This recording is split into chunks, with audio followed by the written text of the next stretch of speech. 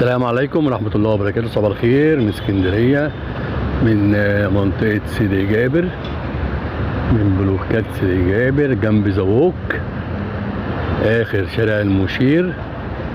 لو نزلت كده محطة سيدي جابر المحطة أو سيدي جابر الشيخ، هتاخد كده شارع المشير لحد البحر، هتعدي كده عند زووك وزويف وقزم ويف، هتلاقي نفسك في الحته اللي انا قاعد فيها ديت. والحته دي مكان الصيادين يا جماعه بيحبوها جدا، كلها خير ان شاء الله. البلوكات دي بتجمع السمكه تحتيها كده، بوري بقى وشراغيش ودنيس وبطاطا وكل انواع السمك.